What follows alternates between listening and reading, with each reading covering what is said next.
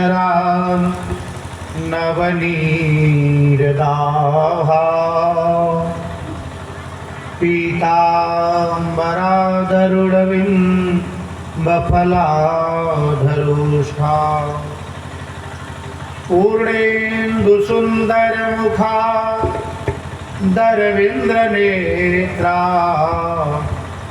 कृष्णात् परं किमपि त्वमहं न जाने। अहो वकीयं स्तनकालकूटं जिघांसयामा शतताप्यसाध्वी तस्या कृतेता कृजितो गतिं ददत् तं वा दयालुं शरणं व्रजेम। वराहपीठं नटवरवपुः कर्णयोर्कर्णिकारं विव्रतवासः कनककपिशं वैजयन्तीं च मालाम् रन्ध्रान् वेणुर्नदरसुधया पूरयन् गोपवृन्दैः वृन्दारण्ये स्वपदरमणं प्राविशद्गीतकीर्तिः।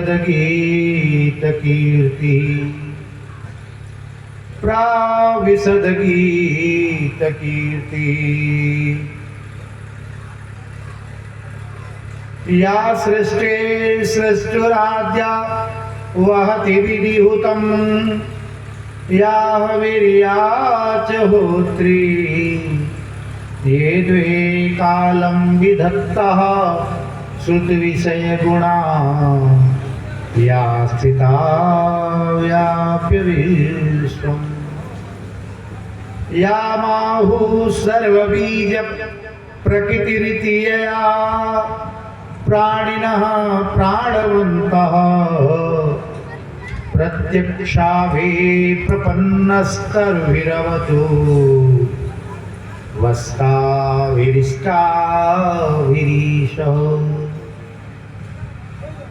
मुग्धे सुन्दरयामि शैलशिखरं किं तत्र माहेश्वरी ध्यानार्थं ननु नास्ति काञ्चित् परा तातस्य गेहे पुनः। इत्थं पर्वतनन्दनी कुतकृत वाणी सुधाह्लादिनी शृण्वन्नश्च समाधिदीपसुपति पायात्तपाया जगत् मनोजवं मारुततुल्यवेगं जितेन्द्रियं बुद्धिमतां वरिष्ठं वातात्मजं वा नरयूतमुख्यं श्रीरामदूतं शरणं प्रपद्ये। ध्येयं सदा परिभव नमभीष्टदोहम् तीर्थास्पदं शिवविरचिनुतं शरेण्यं मृत्यातिहं प्रणतपा लभवाब्धपोतं वन्दे महापुरुषते चरणारविन्दम् त्यक्त्वा सुदुस्त्यज सुरे सितराजलक्ष्मी धर्मिष्ठयार्यवचसा यजगाधरिणी माया मृगं दैतरे श्रितमन्नधावन् वन्दे महापुरुषते चरणारविन्दम्। जय जय श्री राधा रमण जय जय नवल किशोर, जय गोपी चित चोर प्रभु, जय जय माखन चोर, जय जय माखन चोर। श्री राममय सब जग जानी, करहूँ प्रणाम जोर जोग पानी। श्रीमद् भागवत महापुराण ज्ञान यज्ञ की, श्री कृष्णचंद्र भगवान की, श्री यज्ञ भगवान की जय। जय जय श्री राधे श्याम। परम मंगलमय श्रीमद् भागवत पुराणांतर्गत आज सप्तम दिवस की कथा के श्रवण करने के लिए हम आप यहाँ उपस्थित हुए हैं। भगवान की दिव्य कथाएं अलौकिक है बच्चों, अलौकिक हैं और श्रद्धा विश्वास मन में लगन के साथ अगर भगवान के रुचिर लीलाओं का श्रवण जीव करता है, मनुष्य करता है, तो निश्चित रूप से कल्याण कुत्ता मार से कोई रोक नहीं सकता। जा जा जा जा। इस प्रकार से मन वाणी की पवित्रता के लिए आइए हम आप भगवान के नामों का स्मरण करेंगे। श्री सीताराम सीताराम सीताराम, जय सीताराम सीताराम सीताराम सीताराम, जय सीताराम सीताराम सीताराम सीताराम, जय सीताराम। श्री सीताराम सीताराम सीताराम, जय सीताराम सीताराम सीताराम सीताराम, जय सीताराम। यही मंत्र बनाया प्रथम पूज्य गणपति को देवों ने, यही मंत्र बनाया प्रथम पूज्य गणपति को देवों ने, यही मंत्र बनाया प्रथम पूज्य गणपति को देवों ने, यही मंत्र बनाया प्रथम पूज्य गणपति को देवों ने। नारद की वीणा पे सदा, नारद की वीणा पे सदा, नारद की वीणा पे सदा, नारद की वीणा पे सदा, बजता रहता यही नाम सीताराम सीताराम सीताराम, जय सीताराम। राधे श्याम राधे श्याम राधे श्याम, जय राधे श्याम।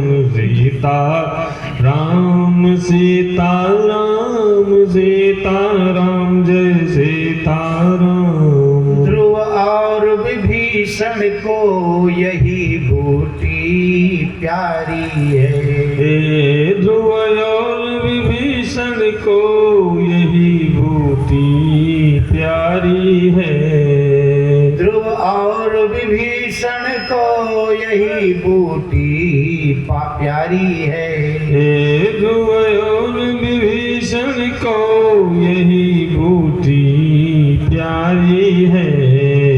इस संसार में जिसकी महिमा भी न्यारी है, इस संसार में जिसकी महिमा भी न्यारी है, तुलसी के मानस मंदिर में, तुलसी के मानस मंदिर में, तुलसी के मानस मंदिर में चलता रहता यही नाम, राम सीताराम सीताराम सीताराम जय सीताराम, राधे श्याम राधे श्याम राधे श्याम जय राधे श्याम, सीताराम सीताराम सीताराम जय सीताराम, राधे श्याम राधे श्याम राधे श्याम जय राधे श्याम, सीताराम सीताराम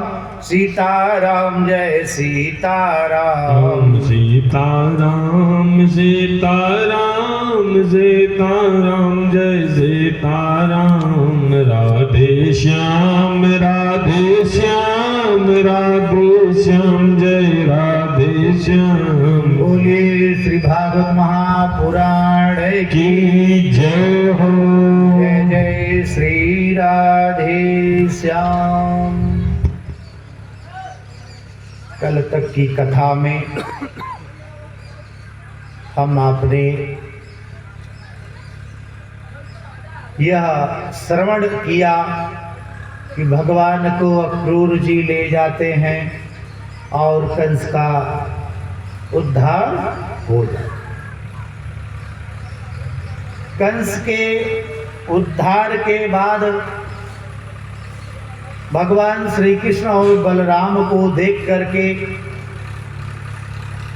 माता देवकी और वसुदेव जी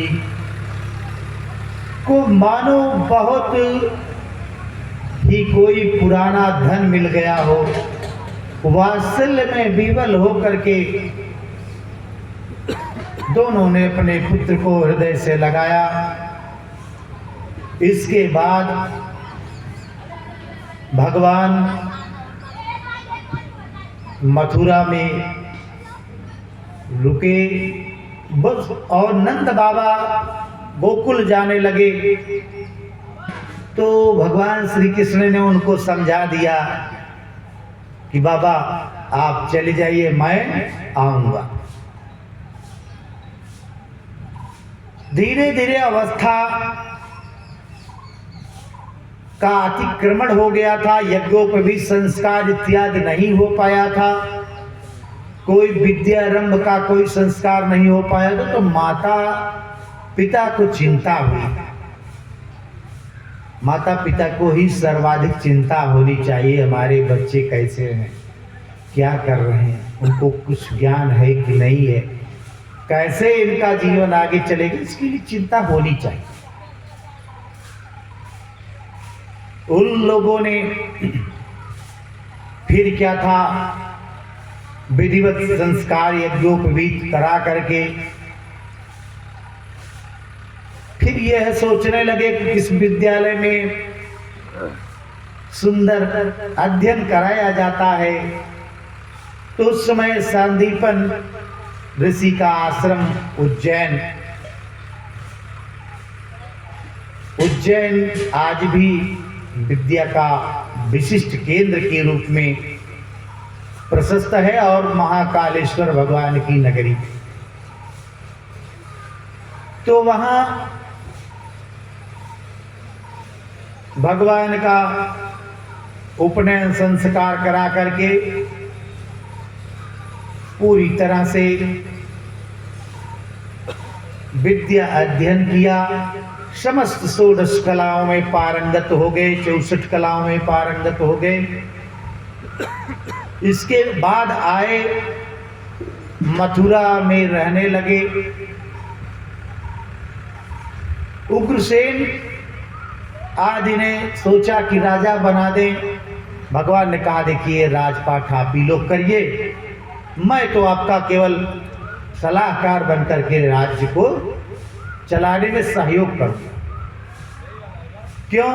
एक बात और थी कि यदुवंशियों को राजा ययाति ने श्राप भी दे दिया था कि तुम्हारे कुल में कोई चक्रवर्ती सम्राट नहीं। इसकी भी मर्यादा का भगवान ने विधिवत पालन किया। यहां ये सब व्यवस्थाएं चल रही थी। उधर कंस की जो 2 पत्नियां थी, अस्तियो प्राप्ति, जरासंध की पुत्री थी, वैधव्य को प्राप्त करके दोनों अपने पिता के घर चली जाती हैं, जिससे कंस को मारने वाले भगवान श्री कृष्ण से व्यर्थ में ही दोष रखने लगता है। कौन? जरासंध। जरासंध ने भगवान से बारंबार युद्ध करने का प्रयास किया, हर बार युद्ध में पराजित होता,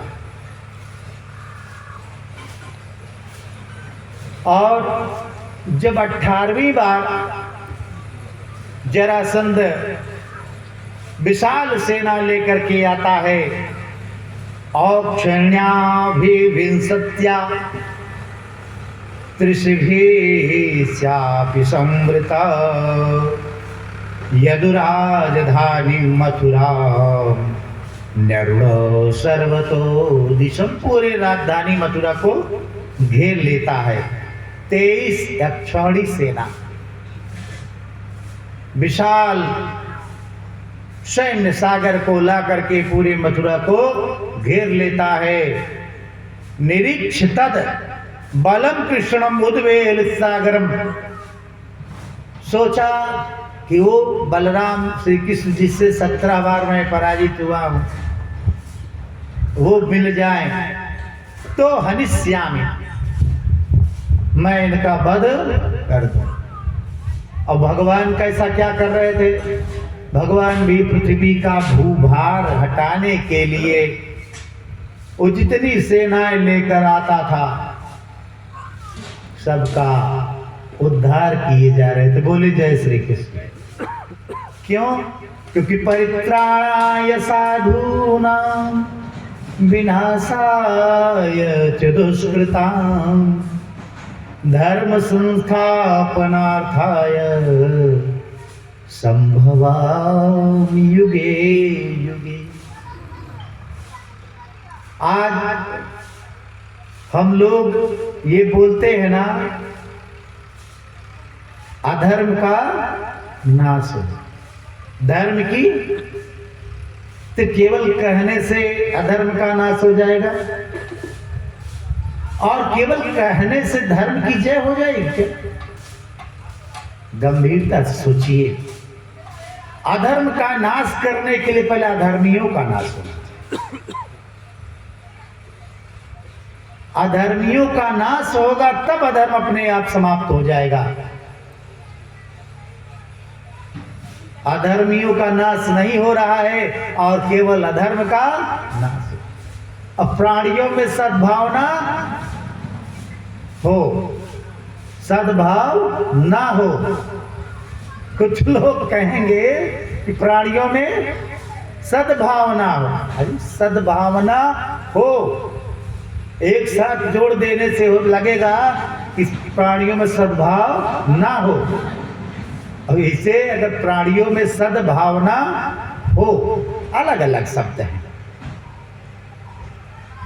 इस प्रकार से धर्म की जय करने से, अधर्म का नाश करने से अगर भगवान श्री कृष्ण भी यही नारा लगवाते तो फिर क्या ये धर्म की स्थापना हो पाती?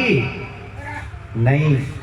अधर्मियों से ये जरूरी नहीं है कि उनसे तलवार लेकर के ही लड़ा जाए, उनसे लाठी डंडा लेकर ही लड़े। उनका वैचारिक रूप से बहिष्कार करिए, देखिए अधर्म अपने आप नष्ट हो जाएगा और अधर्मी भी अपने आप नष्ट हो जाएगा। बोलिए जैसे वैचारिक रूप से, जहां विचार नहीं मिल रहे हैं, अधर्म की परंपरा वाले लोग हैं, वहां हम आपको अपने सात्विक विचारों के साथ धर्म के मार्ग पे चलते हुए रहने का मनो उपदेश दे रहे हैं भगवान अपनी लीलाओं के माध्यम से। कह रहे हैं कि हनिष्यामि बलम हरे भुवि भारम समाहितम मागधेन समानितम बस्याम सर्वभुजाम। और इस बार उसने काल यवन नामक एक म्लेच्छ को भी ला दिया था भगवान श्री कृष्ण से लड़ने के लिए। फिर क्या था, बलराम जी सोच रहे थे कि इस बार भी लड़ें, लेकिन भगवान की इच्छा थी कि नहीं, इस बार लड़ना ठीक नहीं है।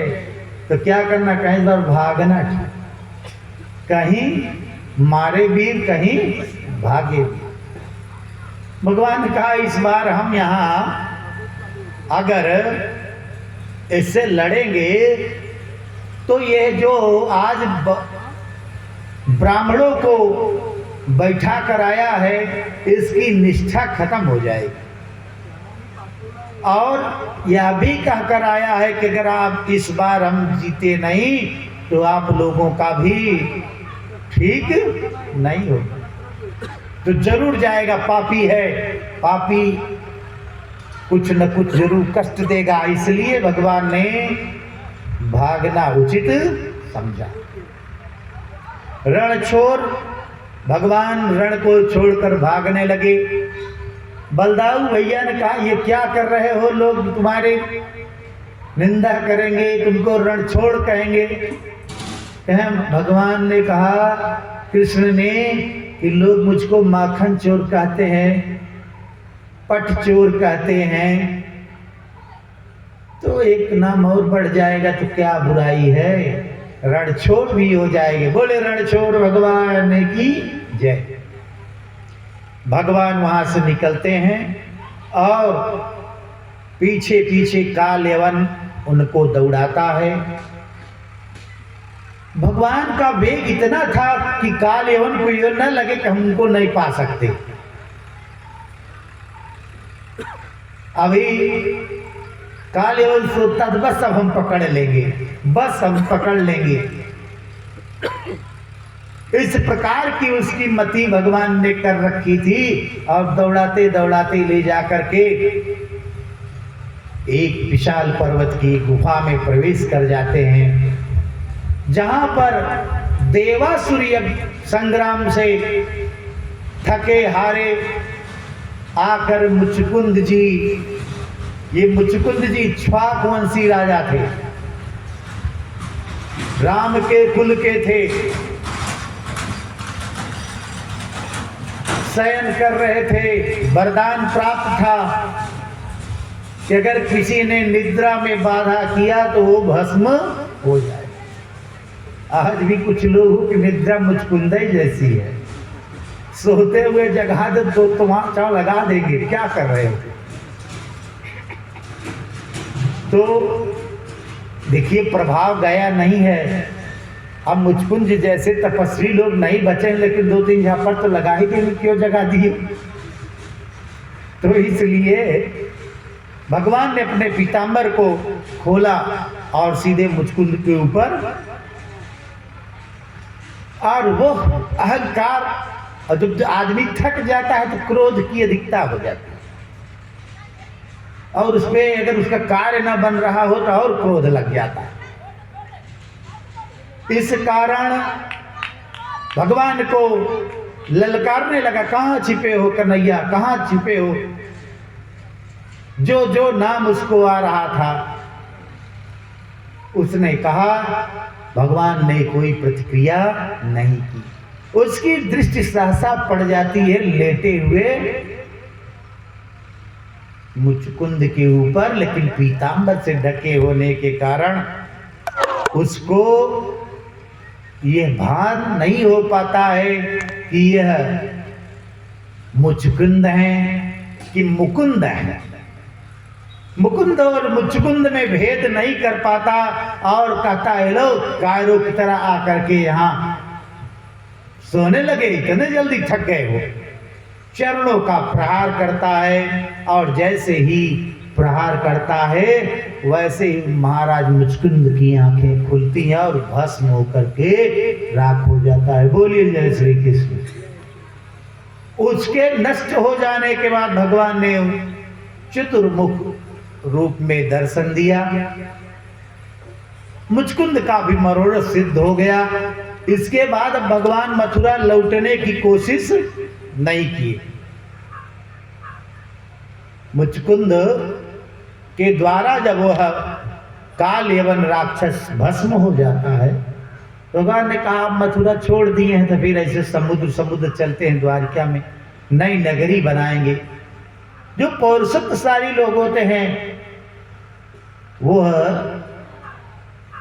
जो बीत गया उस पर ज्यादा चर्चा नहीं करता, जहां रहते हैं अपने पौरुषत्व के बल पे कुछ नया कर डालते।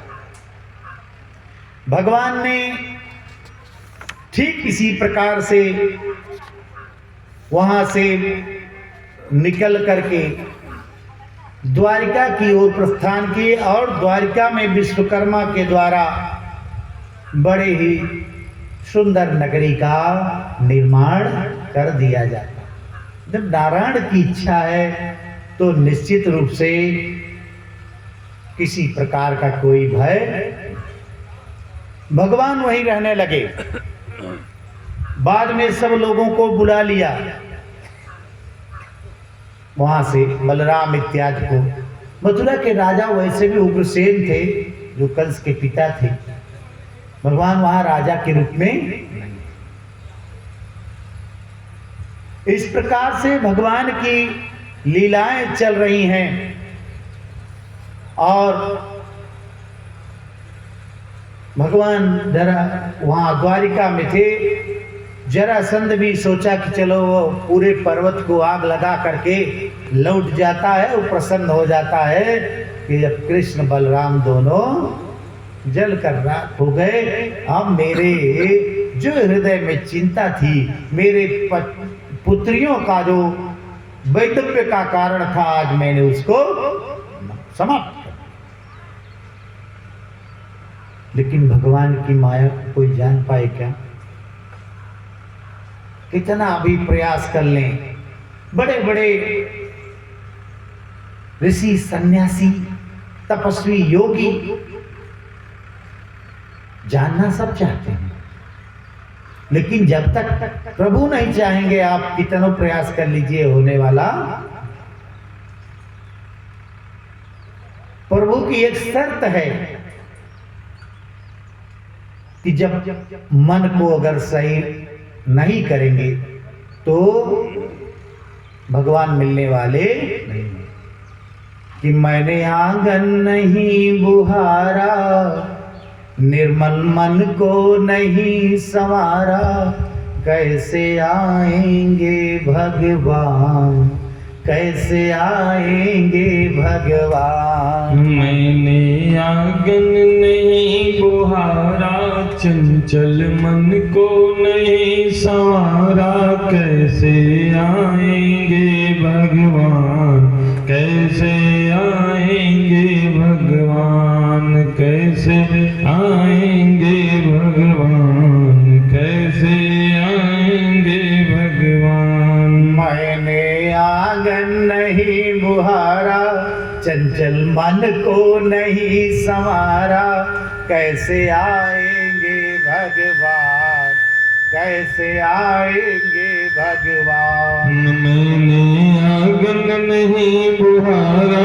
चंचल मन को नहीं संवारा, कैसे आएंगे भगवान, कैसे आएंगे भगवान, कैसे आएंगे भगवान, कैसे आएंगे भगवान। मैंने आंगन नहीं बुहारा, चंचल मन को नहीं संवारा, कैसे आएंगे भगवान, कैसे आएंगे भगवान।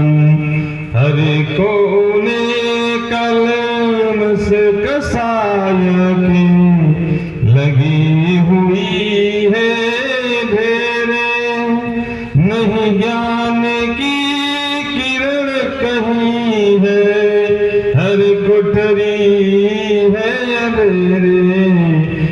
आंगन चौबारा यदियारा, आंगन चौबारा यदियारा, कैसे आएंगे भगवान, कैसे आएंगे भगवान।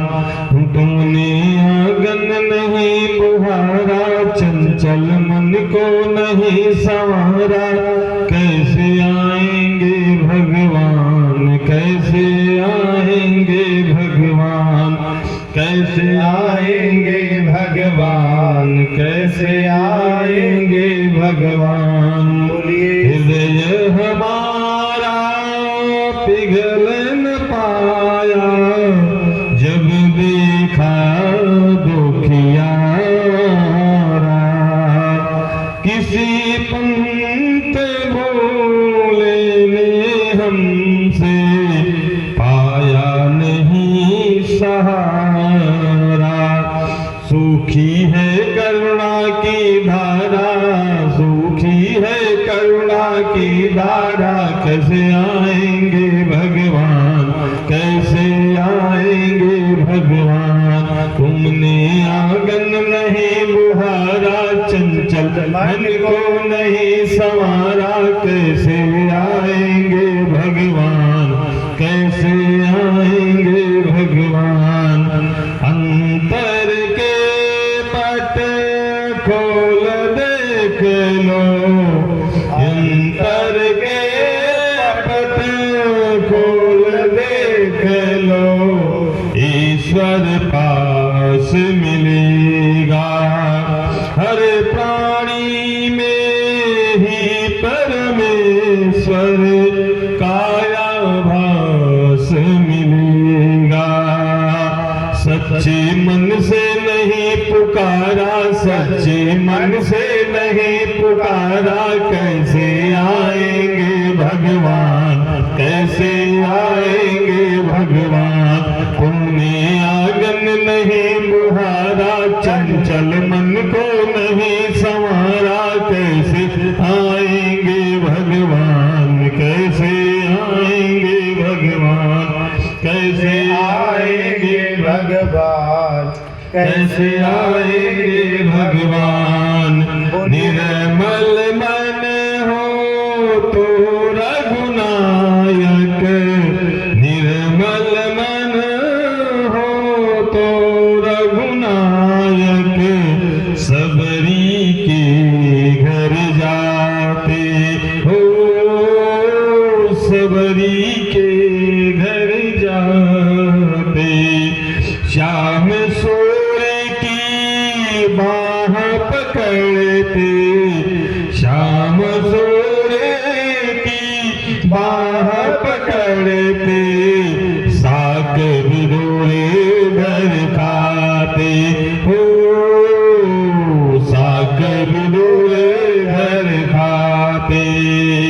इस पर हमने नहीं विचारा, इस पर हमने नहीं विचारा, कैसे आएंगे भगवान, कैसे आएंगे भगवान। तुमने आंगन नहीं बुहारा, चंचल मन को नहीं संवारा, तुमने आंगन नहीं बुहारा, चंचल मन को नहीं संवारा, कैसे आएंगे भगवान, कैसे आएंगे भगवान, कैसे आएंगे भगवान, कैसे आएंगे भगवान। तुमने आंगन नहीं बुहारा, चंचल मन को नहीं संवारा, कैसे आएंगे भगवान, कैसे आएंगे भगवान। बोले श्रीमद् भागवत महापुराण की जय। तो जब मन स्वच्छ रहता है, हृदय में कलमशता नहीं रहती है, किसी प्रकार का कोई काम क्रोध मद मोह मत्सर का विकार नहीं रहता है, तो भगवान यहाँ निवास करते हैं और सबके हृदयगत भगवान रहते हैं। बाबा तुलसीदास ने लिखा है कि निर्मल मन सो मोहि पावा, मोहि कपट छल छिद्र न भावा। कपट से तात्पर्य हम आप अपने से भी कपट कर रहे हैं।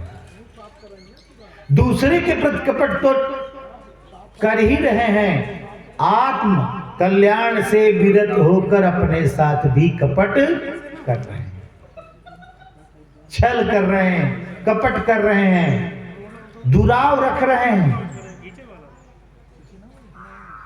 ये जो स्वर्ग की सोपान रूपी सीढ़ी मिली है मानव जीवन, ये बार बार नहीं मिलेगा। एक बार जान लीजिए, एक बार मिला है, इसी में जो कुछ लाभ लेना है ले लीजिए। बार बार नहीं मिलेगा, तब अनेकों नगरों से आना पड़ेगा। हो सकता है एक ही बार किसी एक ही योन में हमको 1,00,000 2,00,000 बार पैदा होना पड़े। तो निश्चित रूप से बड़े भाग मानुष तन पावा, बड़े भाग मानुष तन पावा। सुर दुर्लभ सब ग्रंथ ही गावा, बड़े भाग मानुष तन पावा। सुर दुर्लभ सब ग्रंथ ही गावा। निश्चित रूप से सुर दुर्लभ है, देवता भी तरसते हैं। क्यों? क्योंकि देवता भी बद गए हैं, एक पद मिल गया है। पद से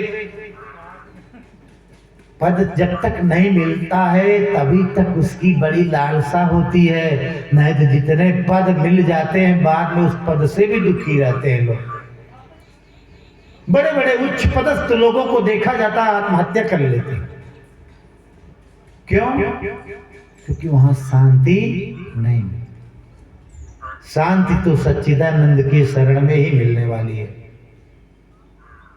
जितना समय हो सके सच्चिदानंद प्रभु का नाम लीजिए, उनकी शरण में रहिए। नहीं कह रहे एक सारा समय सच्चिदानंद को ही दे दीजिए, दे दीजिए तब भी कोई दिक्कत नहीं है, लेकिन अगर अन्य कार्यों में लगे हैं तो उसको भी करिए और भगवान की भी शरण चरण की रति में लगे रहिए। भगवान द्वारिका रहते हैं, इधर भीष्मक पुत्री भगवती लक्ष्मी स्वरूपा रुक्मिणी जी ने दूर से ही भगवान के विषय में, श्री कृष्ण के विषय में, उनके गुणों के जो कुछ भी वैशिष्ट थे, विशेषता थी, उसको सुन करके निश्चित रूप से भगवान पर अनुरक्त। कहते हैं राजा परीक्षित ने कहा कि भगवान भीष्मक सुता रुक्मिण्या रुचिराननम राक्षसेन विधानेन उपमेयेति श्रुतम्, उपमेयेति श्रुतम्। भगवान ने भीष्मक पुत्री रुक्मिणी से राक्षस विधि से विवाह कैसे किया? विवाह कितने प्रकार के होते हैं सबको पता होना चाहिए। 8 प्रकार के होते हैं। दैवो ब्राह्मो तथा अर्ष्य प्राजापत्य तथा सुर। दैव, ब्राह्म, आर्ष्य और प्राजापत्य, ये 4 प्रकार के जो प्रथम श्रेणी के विवाह है, जिसमें दैव विवाह, उसके बाद ब्रह्म विधि से जो विवाह हमारा आपका हुआ होता है, प्रजापत्य, उसमें कुछ शर्तें होती हैं। गांधर्व पैशाचस्य राक्षसेन, ये जो 4 विवाह बाद के हैं, ये थोड़ा सर्व समाज के लिए नहीं थे। तो राजा परीक्षित के इस बार पूछने पर भगवतम श्रोतुमिच्छामि, हे प्रभु मैं आपसे यह सुनना चाहता हूँ कृष्ण श्यामित तेजसा, भगवान की उस अमित तेज के विषय में। परीक्षित भी जान रहे हैं कि भगवान है, लेकिन फिर भी ये ऐसा उन्होंने क्यों किया इस विषय में थोड़ा हमको बताइए। यथा मागध साल्वादीन जित्वा कन्याम उपहार, जैसे मागध और साल इत्यादि राजाओं को, जरासंध आदि को पराजित करते हुए, चकमा देते हुए भगवान रुक्मिणी का अपहरण कैसे। ब्राह्मण कृष्ण कथा पुण्या मार्दवी लोक मलापः, को नुतृप्ते सृणवान सुतज्ञो नित्य नूतन। ब्राह्मण और भगवान श्री कृष्ण के जो संबंध थे, जो कथा थी, उसको सुनने से भला कौन नहीं तृप्त होगा। श्री सुखदेव जी कहते हैं एक राजा भीष्मक थे। आसीत राजा भीष्म को नाम विदर्भापतिर्महान, विदर्भ राज भीष्मक जी थे। तस्य पंच भवन पुत्रा कन्यका च वरानना, उनके 5 पुत्र थे और एक कन्या थी, जिसमें रुक्मी, रुक्मरथ, रुक्मबाहु करके ऐसे 5 पुत्र थे, और रुक्मी क्या सबसे श्रेष्ठ था। तो श्रेष्ठ होने के कारण अपने मन मर्जी करता रहता था। चौथा नंबर रुक्मकेश था और 5वां रुक्ममाली, ये बेचारे छोटे थे। और महाराज रुक्म भीष्मक जी पुत्री, जिनकी पुत्री का नाम था रुक्मिणी देवी। ये लोग सोचते थे कि भगवान श्री कृष्ण से इस कन्या का विवाह करा दिया जाए, लेकिन रुक्मी को लगा कि नहीं, साल नरेश शिशुपाल दमघोष के पुत्र से विवाह को तय कराता है, जबरदस्ती बारात भी बुला लेता है। मां रुक्मिणी को लगा कि अब तो लगता है कि ये सिंह का कोई अंश है और कोई इसको भेड़िया गिदड़ ले जाए, अच्छी बात नहीं है। बंधुनाम इच्छताम दातुम कृष्णाय भगनी नृप, ततो निवार्य कृष्ण द्विज रुक्मी चैन्यम मनन्यत। 5 लोगों की राय एक तरफ थी और अकेले रुक्मी एक तरफ। तो बहुमत तो था ना, 4 पुत्र और राजा भीष्मक 4 रहे थे, अकेले रुक्मी के कहने से कैसे बात बिगड़ रही थी।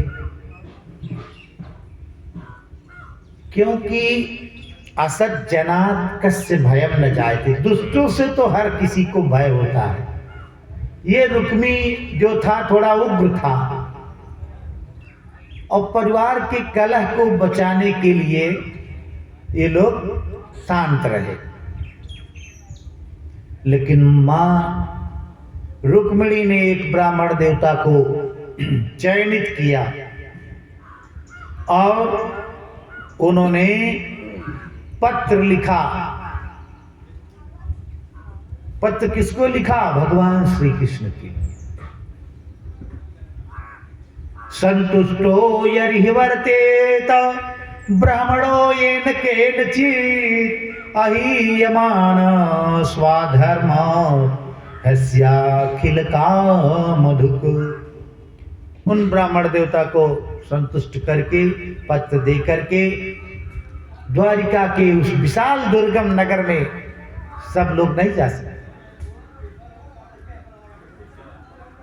आज भी इस कलयुग में द्वारिकापुरी समुद्र की गहराई में है, जो भगवान की आज्ञा से ही डुबो दी गई थी। उस द्वारिकापुरी में ब्राह्मण पहुंचते हैं पत्र लेकर के। भगवान ने बड़ी ही श्रद्धा के साथ पूजन किया, अर्घ मधुपर्क आदि दिया। विप्रा स्वलाभ संतुष्टा साधुभूता सोत्तमाम निरंहंकारिण शांता नमस्ते शिरसा कृत। भगवान ने कुशल पूछा, आप सकुशल हैं, किसी प्रकार कोई समस्या तो नहीं है? इस विशाल दुर्गम में आपका आना सब कुशल तो है? क्योंकि राजा का परम कर्तव्य होता है कि उसके यहाँ, जो राजा नहीं थे लेकिन भगवान तो जगत के राजा है ना, सबके सुख दुख के विषय में भगवान जानते हैं, पूछना चाहिए। भगवान ने पूछा, सुखम बसंत विषय पाल्यमाना समय प्रिय।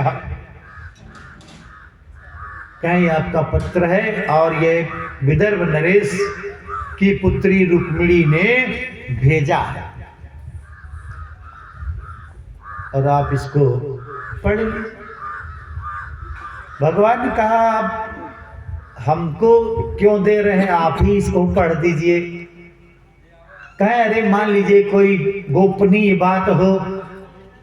भगवान ने कहा, ऐसी कोई गोपनीय बात ना हो जो ब्राह्मणों से छिपी हो, क्योंकि सारे रहस्य ब्राह्मणों को पता है।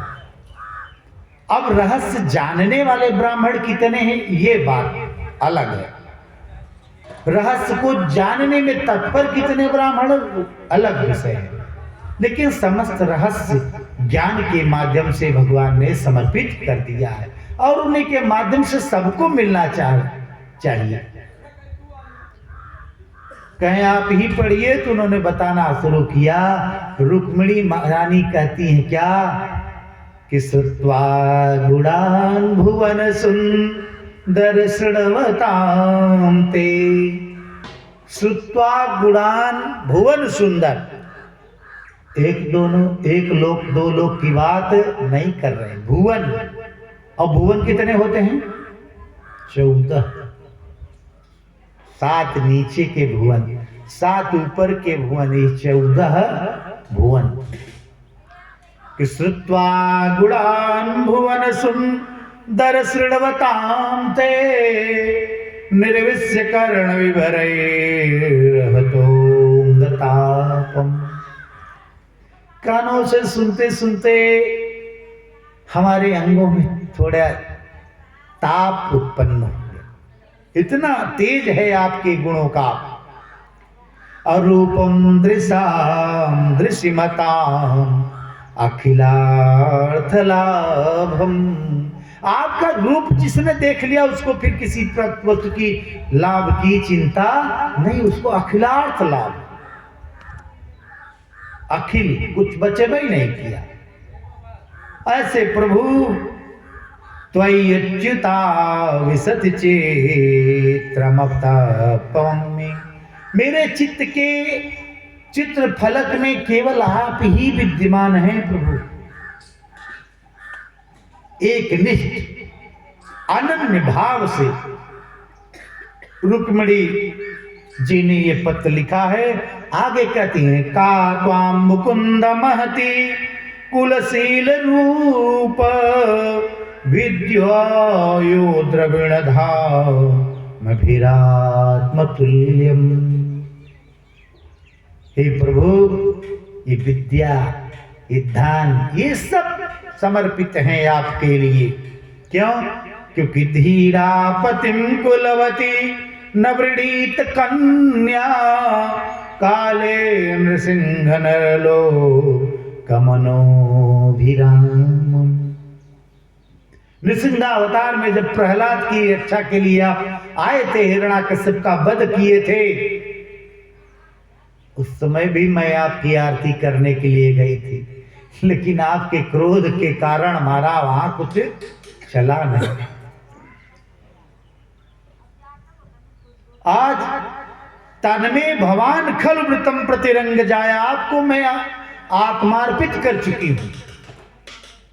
पति के रूप में आपको मान चुकी हूं और जायात्म प्रीतम भवतो विभो विधेहि। अब आपको जो करना है करिए, मैंने जो कहना था, जो करना था वो कर दिया।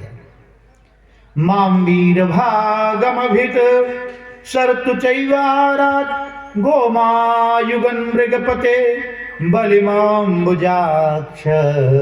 जैसे किसी गाय को कोई भेड़िया ले जाए, ठीक उसी प्रकार आप शीघ्र आ जाइए प्रभु, नहीं तो सिंह का शिकार सियार ग्रहण कर लेगा। ऐसा भगवती ने कहा। इसके बाद भगवान समस्त बातें सुनी और ब्राह्मण देवता ने कहा इत्येतम गुह्य संदेश। ये आपका गोपनीय संदेश था।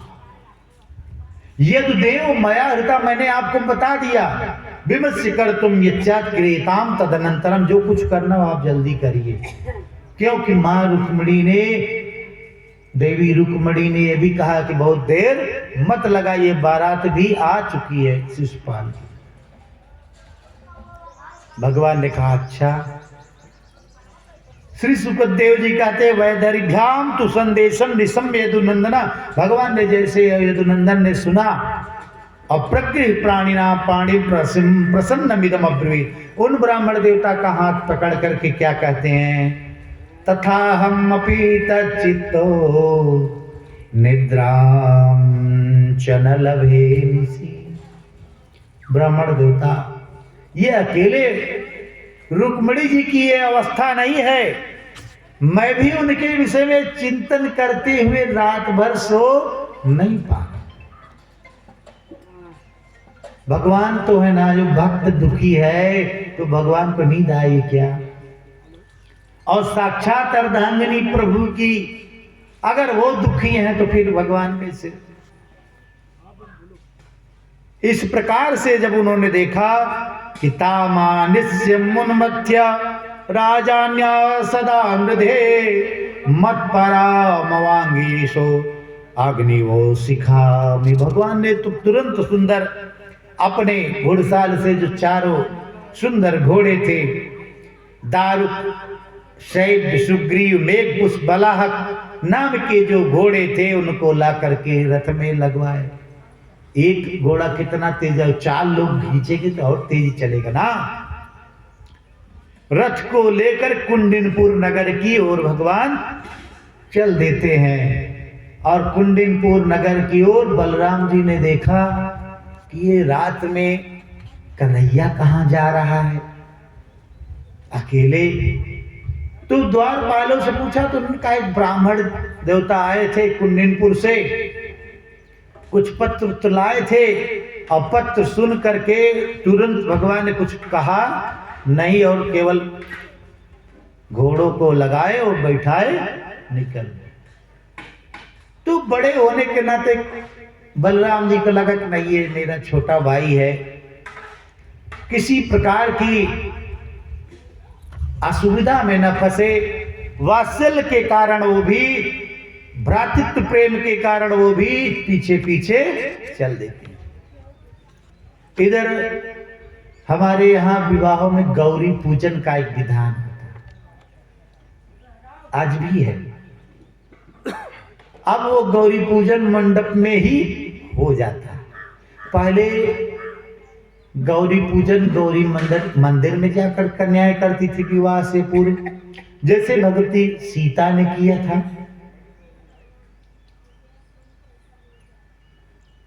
तो इस प्रकार से गौरी पूजन के विधान के लिए भगवती ने बता दिया था कि मैं वहीं गौरी पूजन के लिए आऊंगी और आप हमको वहीं से साथ में लेकर के चल दीजिए।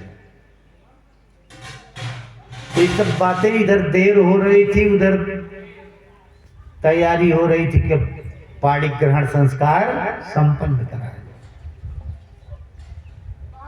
जल्दी जल्दी काम में लोग जल्दी जल्दी करना चाहते हैं ना। शिशुपाल को भी लगा था कितनी जल्दी हमारा विवाह हो जाए, रुक्मी भी चाहता था कितनी जल्दी दोनों का विवाह करके हम भी फुर्सत हो जाएं। माता पिता के जो लोग पीछे बैठे आगे आ जाएं, जो घूम पे बैठे आगे आ जाएं। इसके बाद माँ रुक्मिणी इधर सोच रही हैं कि बड़ी देर हो गई, ब्राह्मण देवता लौटे नहीं, और इधर विवाह हो जाएगा तब क्या होगा।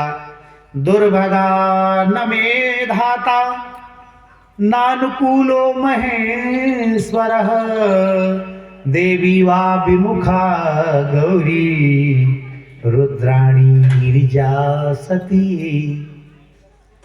सभी देवी देवताओं को आज रुक्मिणी याद कर रही है। देखिए यही है, विपत्ति में एक से काम नहीं चलेगा, जितना हो सबको याद करो। आज माँ रुक्मिणी कह रही है कि दुर्भगाया न मे धाता, आज विधाता भी हमारे विपरीत है, उनके साथ नानुकूलो महेश्वर। अच्छा एक बार विधाता भी उठ जाए, अगर भगवान शिव प्रसन्न है तो भावेउ मेटी सकैती पुरारी। उस प्रकार के व्यवस्था भगवान शिव रखते हैं कि आपके प्रारब्ध में भी कुछ बदलाव कर सकते हैं, भाभी मेट सकें त्रिपुरारी। लेकिन आज रुक्मिणी महारानी कह रही हैं कि हमें लगता है कि आज भगवान शिव भी अनुकूल नहीं, प्रतिकूल है। और विधाता की तो बातें मत करिए, दुर्भगा याच में धाता। अच्छा तो जो देवियां हैं ये तो हमारे पक्ष में होंगी, कहीं नहीं। देवी वा विमुखा गौरी रुद्राणी गिरिजा सती। देवियां भी विमुख हैं, मां हमारी तरफ देख ही नहीं रही है। विमुख तात्पर्य है कि उनकी दृष्टि हमारे ऊपर नहीं। ऐसा हो सकता है क्या? ऐसा हो नहीं सकता। माताएं बहुत दयालु, सभी देव दयालु होते हैं। एवं चिंतयति बाला गोविंदम हृदमानसा। भगवान को हृदय में रख करके ऐसी ही विषय में लगी थी कौन? रुक्मिणी जी। न मीलयत कालज्ञ नेत्रे चासु कलाकुले। नेत्रों से आंसू टपक रहे थे। अच्छा आदमी दुख में होता है क्या आंसू को लाने के लिए कुछ करना पड़ता है क्या? नाटक करना हो तो भले चाहे जो व्यवस्था करे, पानी लगावे, बाम लगा ले, लेकिन अगर आदमी वास्तव में हृदय से पीड़ित है तो बैठे बैठे अपने आप आंसुओं की धार गिरने लगती। आज रुक्मिणी महारानी वास्तव में पीड़ित हैं, जिसके कारण आंखों से, नेत्रों से अश्रु की धारा गिर रही। एवं बंध्या प्रतीक्षन्त्या गोविंदागमनम नृप बामौरोर्भुजो नेत्र स्फुरन प्रियभाषिण। जब ऐसी व्यवस्था थी तभी उनके बाएं अंग स्फुरण करने लगे, बायां नेत्र स्फुरण करने लगे। बाएं नेत्र स्त्रियों के सौभाग्य सूचक होते हैं और पुरुषों के दक्षिण। सब कुछ कुशल होने था, इसलिए उनका बायां अंग स्फुरण करने लगा और बायां नेत्र स्फुरण करने लगा, जिसके प्रभाव से अथ कृष्ण विनिर्दिष्टो सैवादिज संपता अंतःपुरचरीं देवीं राजपुत्रीं ददर्श च। दूर से क्या देखा उन्होंने? जिन ब्राह्मण को संदेशा लेकर भेजी थी वो सीधे चले आ रहे हैं। अमुख प्रसन्न तनु तेज विराजा, मुख प्रसन्न तनु तेज विराजा। अकीने श्री राम चंद्र कर काजा। अगर किसी व्यक्ति को कोई कार्य दिया जाए, अगर कार्य संपन्न कर देता तो प्रसन्न रहता, उसके शरीर में तेज दिखाई पड़ता है, मुखमंडल चमकता रहता है। लेकिन अगर काम बिगड़ के गया हो तब तो 4 बार बुलाए कि न बोले। क्यों? क्योंकि काम बिगड़ गया। अब काम बना के आ रहा है तो पूछे कहाँ है, बताओ जल्दी, दिखाई पड़ाओ। आज ब्राह्मण देवता बड़े प्रसन्न थे, अंतापुर में प्रवेश करते हैं। उनको देख करके सारी जो व्यवस्था थी उन्होंने समझा दिया, भगवान आ गए हैं, गौरी पूजन के निमित्त जब जाओ तो वहीं से। अब क्या था, भगवती रुक्मिणी प्रसन्न थी और ये व्यवस्था है। और रुक्मिणी ने आदेश दे रखा था कि जितने भी सैनिक हैं मेरी इस बहन के साथ चलेंगे, कहीं किसी प्रकार की कोई अनहोनी नहीं। सुरक्षा, भाई का भाव ही ऐसा। लेकिन एक कंस वाला, जैसे कंस भी तो बड़ी सुरक्षा से ले जा रहा था देवकी को। ऐसे भाई ना हो भाई, जो विपरीत कार्य करें। और जब भगवती रुक्मिणी ने गौरी पूजन किया, गौरी पूजन के बाद उन्होंने देखा कहीं भगवान दिख रहे, तभी भगवान का वो सुंदर रथ जिसमें 4 सुंदर अश्व जुते थे, सारथी भगवान का लिए चला आ रहा था, जितने सैनिक थे सब मंत्रमुग्ध हो गए। क्यों? भगवान को जब दृष्टि कोई दे देगा एक बार, तो क्या उसको अन्य किसी वस्तु को देखने की आवश्यकता पड़ेगी क्या? सैनिकों ने जब देखा कि भगवान श्री कृष्ण के सुंदर, कुछ तो घोड़ों में रीझ गए और कुछ ने बाकी छटा का जब भगवान के दर्शन किया तो उसी में व्यस्त थे। धीरे से भगवान ने रुक्मिणी महारानी का हाथ पकड़ा और रथ में बैठा करके वहां से लेके चले गए। और सब देख रहे हैं सैनिक जो लगे थे। क्यों? सबको रोकना चाहिए था। वृषणोर्मायां भगवतीम यया सम्मोहितम जगह, साक्षात भगवती लक्ष्मी और भगवान विष्णु जहां उपस्थित है तो उनकी माया से सम्मोहित नहीं होंगे। सब सैनिकों ने कहा अभी तक हम लोग यहाँ क्या करने के लिए खड़े थे? कहें रुक्मिणी की रक्षा, तो रुक्मिणी कहाँ है? कहें रुक्मिणी को तो अभी एक महोदय आए थे रथ पे बैठा है। अरे सबके मन में बड़ा वो, अरे पकड़ो पकड़ो, सब चिल्लाने लगे। खबर रुक्मिणी तक पहुंची। रुक्मिणी भी पूरी तरह से रथ लेकर के प्रतिज्ञा करके लौटा कहा श्री कृष्ण को अगर मैं परास्त नहीं कर दूंगा तो फिर अपने इस कुंडिनपुर गांव में नहीं आऊंगा। जब ऐसी प्रतिज्ञा करने का है कि जिसमें सफलता ना मिले, प्रतिज्ञा करके चला। भगवान ने देखा कि ये तो युद्ध करने के उद्देश्य से आ रहा, तो भगवान ने रथ को रोका और विधिवत युद्ध करना चाहा। और जैसे ही रुक्मिणी परास्त हो गया, भगवान ने उसको पकड़ करके तलवार से मारना नहीं चाहा, लेकिन तलवार उठाए तो भगवती रुक्मिणी ने देखा, करे ये क्या कर रहे हैं? विवाह संपन्न हुआ है, भाई साहब की हत्या पहले। रुक्मिणी की ओर दृष्टि डाल करके भगवान ने कहा कि धैर्य रखिए, मेरे भी संबंध हैं इससे, इसका मैं उद्धार नहीं उपचार करना चाहता हूं, क्योंकि दुष्ट कुछ बीमारी आ गई है, इसका उपचार आवश्यक है। अहंकार में आ गया है तो आधा बाल बना दिए, आधी मूछ बना दी, भगवान तलवार से ही छोड़ दिए। बोलिए जय श्री कृष्ण। तब तक भगवान के बड़े भाई बलराम जी पहुंच गए। बलराम जी ने कहा ये क्या,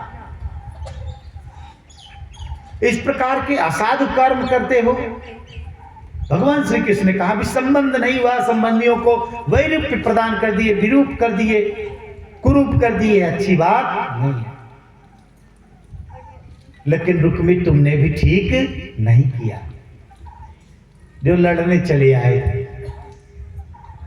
तो ध्यान दीजिए, जो श्रेष्ठ लोग होते हैं पहले अपने बच्चे की गलती ना हो फिर भी अपने बच्चे को पहले डांटेंगे, बाद में फिर जिसकी गलती, उसकी पूरी गलती उसको बता करके उसको भी एहसास करा देंगे। आजकल यही कमी है लोगों में।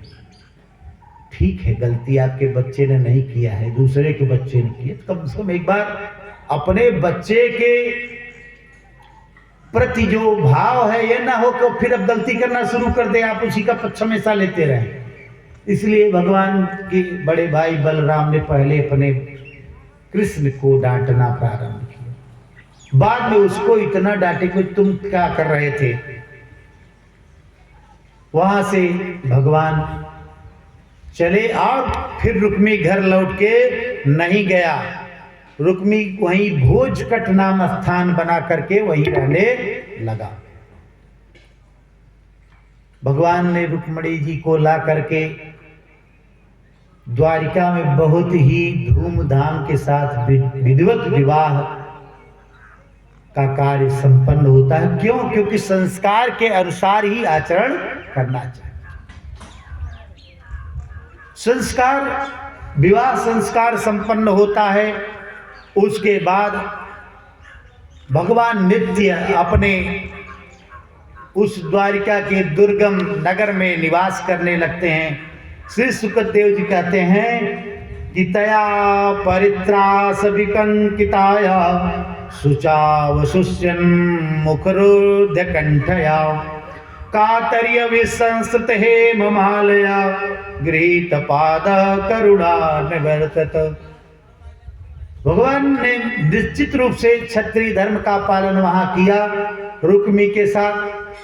क्यों? क्योंकि क्षत्रिय धर्म में, छात्र धर्म यह कहता है कि अगर कोई आपको ललकार रहा है तो आप उसके ललकार को अनसुना मत कर दीजिए, अर्थात जितना सामर्थ्य है उसके अनुसार प्रतिकार करना चाहिए। सुखपूर्वक भगवान वहां रहने लगे। श्री सुखदेव जी कहते हैं कि भगवान कि रुक्मिणी के गर्भ से एक प्रद्युम्न नाम के पुत्र का जन्म होता है। प्रद्युम्न बड़े ही सुंदर, पूरे कामदेव के ही अवतार थे। कामस्तु वन वासुदेवांशो दग्ध प्रागरुद्रमन्युना। कर वही कामदेव जो रुद्रमन्युना भगवान श्री शिव शंकर के क्रोध से दग्ध हो जाता है, आज भगवान के वासुदेव के अंश से उत्पन्न होते हैं। अदेहोत्पत्ते भूय तमेव प्रत्यपद्यत। इस प्रकार से इसकी देह की उत्पत्ति होती, क्योंकि देह भस्म हो गया था। किसका? कामदेव का। रति विलाप करती है तो भगवान ने आश्वासन दिया कि जब कृष्ण तनय हुई हैं पति तोरा और बचन अन्यथा होई न मोरा। जब द्वापर में भगवान श्री कृष्ण अवतार लेंगे, किस लिए? भूमि का भार हरण करने के लिए। उसी समय कृष्ण तनय हुई हैं पति तोरा। तुम्हारे पति के रूप में वही कृष्ण के पुत्र होंगे। अब क्या था? संबरासुर बहुत शत्रुता रखता था। अच्छा, भगवान से, श्रेष्ठ लोगों से, साधु पुरुषों से सबकी अनावश्यक शत्रुता हो जाती है। तो शत्रुता रखने वाले अकारणात् विस्कृत भय दारुणात् असज्जनात् कस्य भयम न जाते। जो असज्जन लोग हैं वो अकारण ही सज्जनों के साथ बैर रखते हैं। कहीं उसने ले जा करके छुपा करके चुरा लिया गर्भ मनुसूतिका गृह से और ले जा करके फेंक दिया। कहाँ? समुद्र में। समुद्र में जब उसको प्रद्युम्न जी को एक विशाल मछली ने निगल लिया और तत्काल ही जैसे वो निगले हुए मछुआरों के द्वारा पकड़ी जाती है मछली, मछली के पकड़े जाने से तुरंत ले जा करके जब रसोइया संबरासुर राक्षस का रसोइया का फाड़ा तो उसमें से एक सुंदर पुत्र की प्राप्ति होती है। तो दोनों आपस में, क्योंकि वहां एक मायावती नाम की जो सहचरी थी, उसका नाम था मायावती। वो मायावती जो सेविका थी वो यही रति थी, और उसने क्या किया, साच कामस्य पत्नीर्वै रतिर्नामा यशस्विनी पत्युर्निर्दग्न देहस्य देहोत्पत्तिं प्रतीक्षते। वह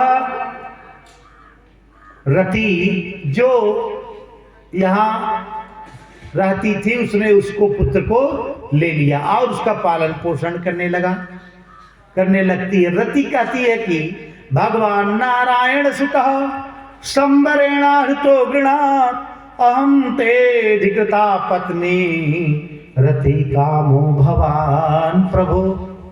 अधिकृत पत्नी, एक अधिकृत पत्नी होती है, एक अनधिकृत पत्नी, ध्यान दीजिए। तो ये अधिकृत पत्नी थी, जार उल्टाएं अनधिकृत रूप से होती, लेकिन इसने कहा नहीं मैं अधिकृत पत्नी हूं। क्यों? क्योंकि मैं कई जन्मों से अपने उस पति कामदेव की प्रतीक्षा कर रही हूं। वही प्रद्युम्न का पालन पोषण करने लगती है, सारी विद्याओं में पारंगत। क्यों? क्योंकि वंशानुक्रम का एक प्रभाव है, कुछ गुण पिता के अपने आप आ जाते, लगभग 60%। 40% के लिए आपको अन्य तरीकों से अर्जित करना। वंशानुक्रम महान तेजस्वी थे प्रद्युम्न जी, और सच मायाम समाश्रितम दैतेयीं मय दर्शिताम, उस संबरासुर की माया को भी उन्होंने तोड़ करके अंत में भगवान के पुत्र वधू के साथ द्वारिका में प्रवेश करते हैं। बोलिए जय श्री कृष्ण। दोनों माने रति जो कामदेव की पत्नी और ये प्रद्युम्न जब जाते हैं तो बड़ा हर्षोल्लास मनाया जाता है द्वारिका में। द्वारिका में सबको लोग प्रसन्न थे। जो मां रुक्मिणी परेशान थी कि मेरा पुत्र गायब हो गया सूतिका गृह से, आज उनको बहुत प्रसन्नता होती है। अब दूसरा भगवान का विवाह होता है सत्यभामा जी से, जो स्यमंतक मणि एक सत्राजित स्वतनयाम कृष्णाय कृत किल। सत्राजित बड़ा सूर्य का तपस्वी था, सूर्य की आराधना करता था, तो भगवान ने उसको एक स्यमंतक मणि प्रदान कर दिया। स्यमंतक मणि में यह तेज था कि उससे प्रतिदिन कुछ सोना निकलता था, और पूजन करके वो रख दिया। सत्राजित की कथा के विषय में राजा परीक्षित कहते हैं कि सत्राजित किम करो ब्राह्मण कृष्ण से किल विषम स्यमंतकस्य कृतस्य कस्मात् दत्ताम सुता हरे। स्यमंतक मणि के कारण किस प्रकार से उसने अपने पुत्री को दिया, इस विषय में बताइए। कहें एक वही सत्राजित नाम का राजा था, और उसका एक भाई प्रसेन था। प्रसेन और सत्राजित में बहुत ही माधुर्य था। सत्राजित मणि को लेता, पूजन करता, उससे जो स्वर्ण निकलता अपना दान पुण्य करता रहता। एक दिन उसके भाई जो शिकार करने में बहुत ज्यादा माहिर था, प्रसेन ने कहा कि ये मणि जो है रात में चमकती है, और मेरी आदत है कि मैं दिन में भी शिकार करता था, अगर मणि मिल जाए तो मैं रात में भी जाकर के कुछ शिकार करूंगा, जंगल में भ्रमण करूंगा। तो उसने उस मणि को लेना चाहा, और इसी बीच एक दिन वह मणि पहन करके सत्राजित चला गया भगवान श्री कृष्ण के द्वारिकापुरी। जब चमक रहा था सब लोग सोचे सूर्य आ रहा, कहें सूर्य तो आसमान में, यहाँ नगर में कैसे सूर्य आ जाए। सब ने जब बाद में देखा तो अक्रूर आदि ने कहा कि मणि श्री कृष्ण को दे दो। अच्छा, ये भी गलत बात, किसी कोई वस्तु है और वो अगर पहन के आए तो ये उसको कह दे कि इनको दे दें, लेकिन जो होना है, जब भगवान जो चाहते हैं वही होता है। अक्रूर आदि ने कहा कि मणि दे दीजिए, लेकिन मणि नहीं मिली, वो चला गया सत्राजित, और उसका भाई रात में पहन के चला गया तो उसको एक सिंह ने मार डाला। और मणि को लेकर जा रहा तो उससे एक विशाल वृक्ष, जामवंत जी जिनको कहते हैं, उन्होंने छीन लिया, उस सिंह को भी मार डाला, लेके चले गए गुफा में। ये सुबह होता है, सत्राजित ने 90 मन तक मणि को नहीं पाया, जो पूजा स्थल पे रखा रहा, उसको बड़ी चिंता होती है और चारों तरफ हल्ला हो गई कि कृष्ण ने मणि चुरा ली। धीरे धीरे बातें, जो लोग वार्ता होती है वो जल्दी प्रसारित होती है। किसी के गुणों का गुणगान करने के लिए कितना प्रयास करना पड़ता है, लेकिन अगर किसी की बुराई का बताना हो, देखिए एक दूसरे मुंह से, तीसरे मुंह से, चौथे मुंह से, 4-6 गांव में अपने आप पहुंच जाए। कोई अच्छा व्यक्ति भगवान को नित्य जल चढ़ा रहा है, पूजन कर रहा है, उसकी चर्चा, अरे ऐसे गड्ढा कोसला का कही शब्द कोसला, और किसी के साथ कुछ दुर्व्यवहार हो जाए उसके विषय में तुरंत, अरे आज उन्होंने हमारा अपमान कर दिया, जाना ना क्या, शुरू। तो ये बातें सत्राजित ने सोची ही थी कि शायद कृष्ण ने मणि चुरा लिया, क्योंकि वहां चर्चा हो रही थी कि मणि कृष्ण में को दे दिया जाए। बातों बातों में भगवान के पास ये बात पहुंची। भगवान तो बड़े दुखी हुए, बताओ बिना मतलब के कलंक लग रहा है, और आदमी अगर ना किया हो तो कलंक लगे कितना पीड़ा होती है। जिसने चोरी नहीं किया है उसको चोर कहा जा रहा है। कुछ लोग मुख पे, मान लीजिए बहुत प्रतापी हैं आप, मुख पे नहीं कहते, लेकिन बाद में पीठ पीछे तो कह ही देते हैं ना। पीठ पीछे किसी कोई है क्या? पीठ पीछे तो लोग भगवान की निंदा करते रहते हैं, भगवान के तुम मुंह पे निंदा कह दें। अब क्या था, भगवान श्री कृष्ण को लगा कि देखिए जब तक इस मणि को हम ला नहीं देते तब तक ये कलंक हमारे ऊपर लगा रहेगा, और निश्चित रूप से लगा रहेगा, क्योंकि मेरे ही राजसभा में अक्रूर के द्वारा ऐसा कहा गया कि मणि यहां दे दी जाए। भगवान निकल जाते हैं और ढूंढने लगते हैं, तो देखते हैं कि पहले तो वो सिंह प्रसेनजीत के कुछ वस्त्र आभूषण मिलते हैं। तो लगा कि इधर ही रास्ते में चले तो आगे और सब मिलेगा। तब कुछ दूर जाने के बाद सिंह मिलता है, सिंह का के पैरों के निशान बाद में जो देखा जाता है, सिंह भी मरा पड़ा मिल जाता।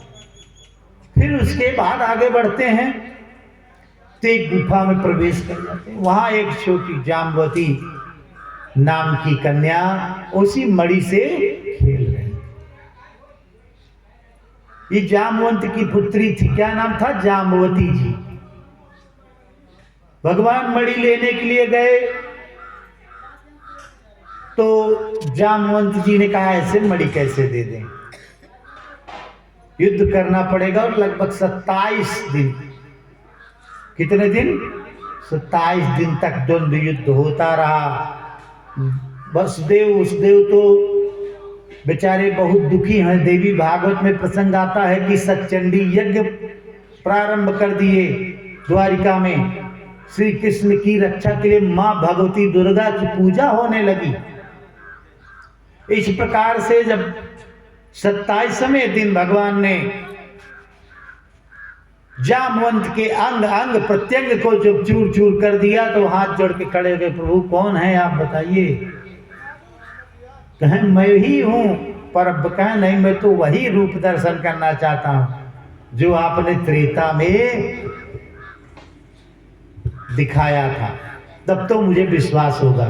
अंत में भगवान ने उनको अपने उस रूप का दर्शन कराया, तब चलने लगे।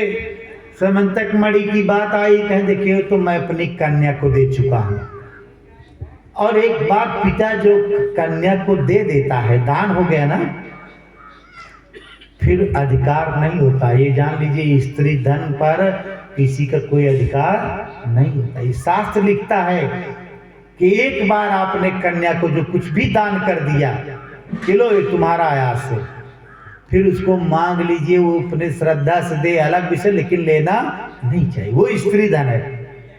उन्होंने मर्यादा का पालन करते हुए कहा, देखिए भाई ये मणि तुम मैंने लाकर अपने पुत्री को समर्पित कर दी, इस मणि को लेना होगा तो पुत्री के साथ मणि को अब मैं कहो तो आपको समर्पित कर दूं, क्योंकि मणि तो पुत्री को समर्पित किया हूं, लेकिन अभी पुत्री को किसी को समर्पित नहीं किया हूं। भगवान ने कहा जैसी आपकी इच्छा, लोग सब कुछ समर्पित, तन मन धन सब समर्पित करते, तो आप भी समर्पित कर दीजिए। अंत में भगवान का ये दूसरा विवाह हो जाता है जाम्बवती माता के साथ। बोले जाम्बवती मैया की। वहां से आए इधर मणि, जब सत्राजित को पता चली, सत्राजित भी दुखी हुआ। उसके भाई की मृत्यु की समाचार मिले तो कहा कि देखो व्यर्थ में ही भगवान श्री कृष्ण के ऊपर लोग आक्षेप लगा दिए। मणि तो कोई दूसरा लिया था, उसने अब लज्जा के कारण भगवान ने मणि भिजवा दी। उसको लगा कि अब मैं कैसे रहूंगा, इन्हीं के यहाँ रह रहा हूं, इन्हीं के राज्य में, और भगवान के ऊपर मैंने कलंक भी लगाया, तो मैं एक कलंक को कैसे कम करूं।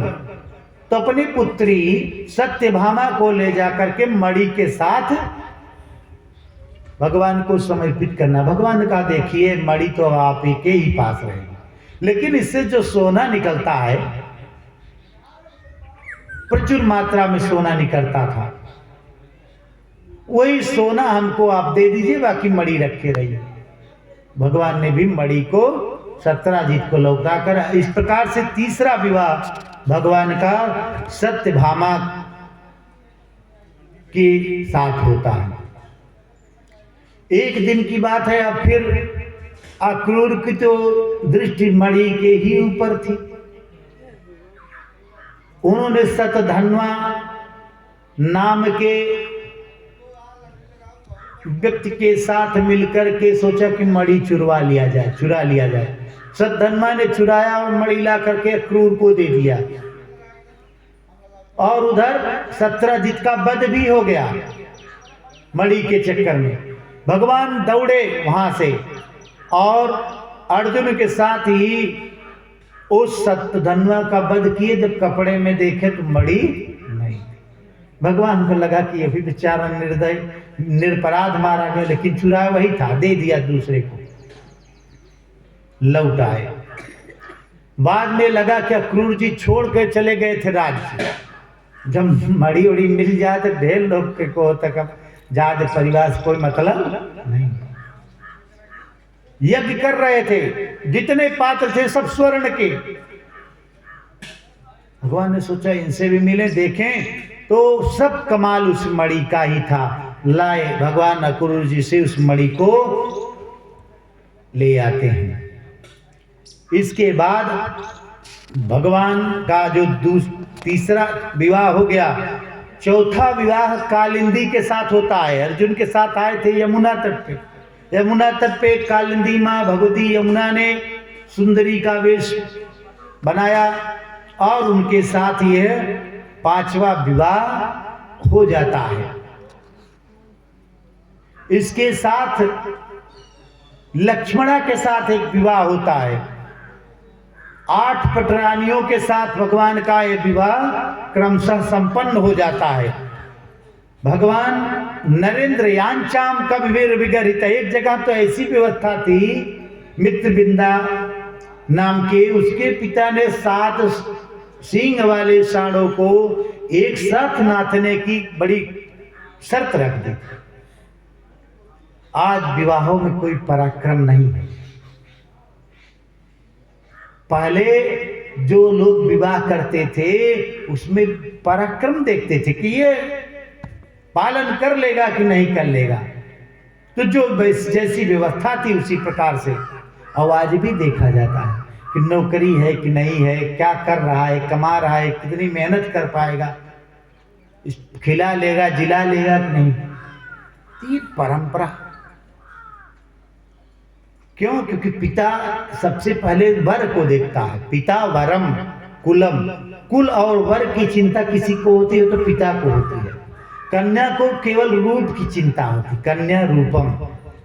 कन्या को लगता है कि हमारा जो पतिदेव हो एकदम स्मार्ट हो, सुंदर हो। कन्या रूपम पिता कुलम मिष्ठान्नम बंधु बांधवा। माता वित्तम, माता को केवल ये चिंता है खूब धान हो रहा है, बिटिया सुखी रहा है ना। ये परंपरा है। इस प्रकार से मित्रविंदा का विवाह भी भगवान के साथ हो जाता है।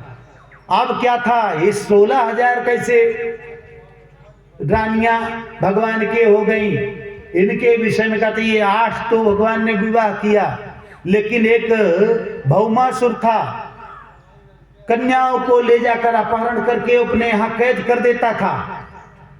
इस प्रकार से उसने 16,000 कन्याओं को अपने कैद खाने में रखा था।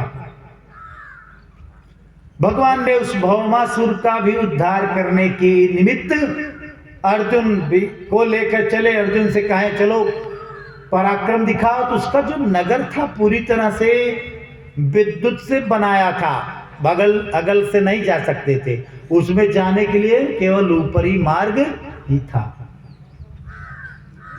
अर्जुन ने सोचा कि मैं तुरंत इस नगर को नष्ट कर दूंगा। उनके पराक्रम का भी परिचय यही होना था। जैसे ही अर्जुन के पराक्रम में कमी, भगवान ने कहा रुको, भीम तुम देखो गदा से टूटेगा ये, वो टूट ही नहीं। जो भी अस्त्र शस्त्र मारे वो विद्युत से सब गल जाए। तब भगवान ने ऊपर से प्रवेश किया और भौमासुर का उद्धार करके चलने लगे। तो 16,000 कन्याओं ने हाथ जोड़ करके निवेदन किया। उन्होंने कहा आप लोग जाइए। उन देवियों ने कहा हम इतने दिन तक भौमासुर के यहाँ कैद थी, भला बताइए हमारे साथ कौन पाणी ग्रहण करेगा। मर्यादा।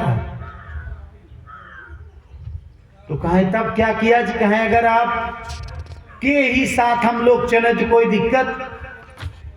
भगवान ने कहा हमारे साथ तो पूरा संसार है, तो आप 16,000 हो जाएंगे तो कोई बुराई नहीं। बोले जय श्री कृष्ण। वो 16,000 देवियां आकर के भगवान के साथ द्वारिका में रहने लगे और एक एक देवियों से 10-10 पुत्र उत्पन्न हुए। अब इसकी संख्या करने में तो बहुत बड़ा कुल हो गया।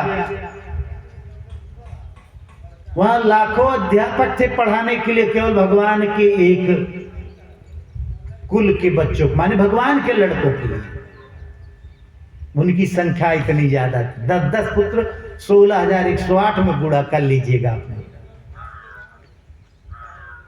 इस प्रकार से एक दिन की बात है, भगवान नित्य सुखपूर्वक रहते थे। रुक्मिणी और भगवान ने आपस में वार्तालाप किया।